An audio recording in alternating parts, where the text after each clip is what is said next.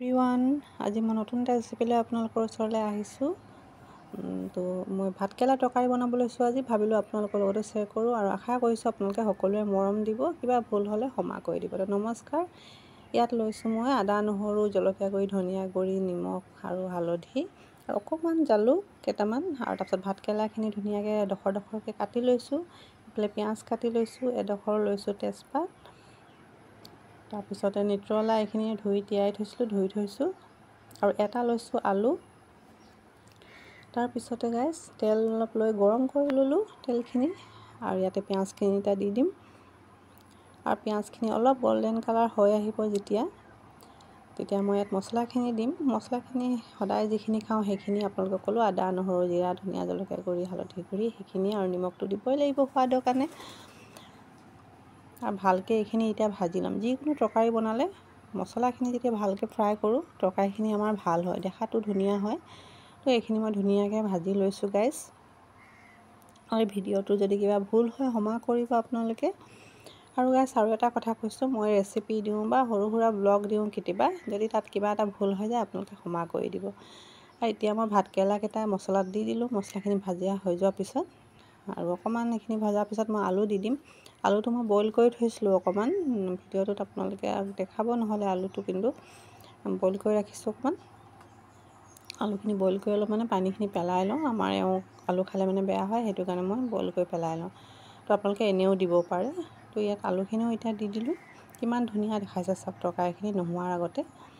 ভাতকেৰেলা তৰকাৰী কিন্তু মই ভাল নাপাওঁ বেছি খাই, মোৰ হাজবেণ্ডে ভাল পাই কিনে তেওঁৰ কাৰণে মই বনাওঁ। বোলে মাংস নিচিনা লাগে খাই কিনে, আৰু সঁচাকৈ বহুতে সোৱাদ হয় খাবলৈ, এবাৰ বনাই চাব আপোনালোকে। আৰু তাৰপিছত মই ইয়াত নিত্ৰলাখিনি দি দিলোঁ। নিত্ৰলা খাই মই বহুত ভাল পাওঁ, সেইকাৰণে মোৰ কাৰণে কেইটামান নিত্ৰলা ইয়াত দি দিছোঁ। তো এনেদৰে গোটেইখিনি মই এতিয়া ধুনীয়াকৈ ভাজি ল'ম। যেতিয়ালৈকে তাৰ তেলখিনি ওলাই নাযায় তেনেকৈ মই ভাজি ল'ম। এবাৰ ট্ৰাই কৰিব আপোনালোকে, বহুত ভাল পাব খাই কিনে।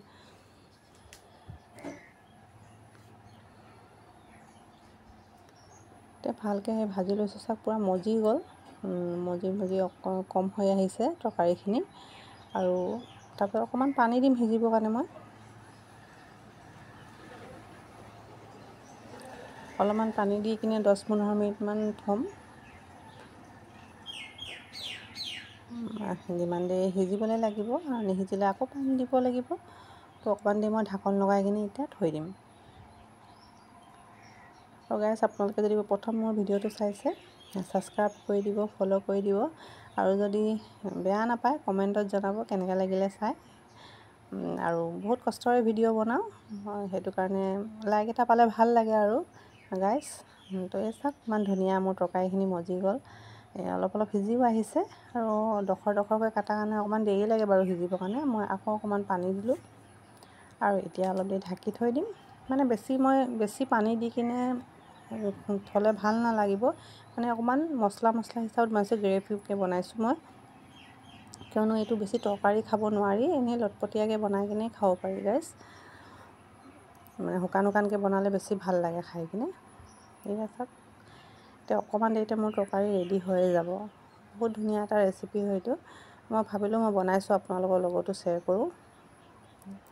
চাওক কিমান ধুনীয়া মোৰ তৰকাৰীখিনি ৰেডি হৈ গ'ল। তো আপোনালোকে গোটেই ভিডিঅ'টো ভালকৈ চাব, তেতিয়াহে বনাব পাৰিব ভাল।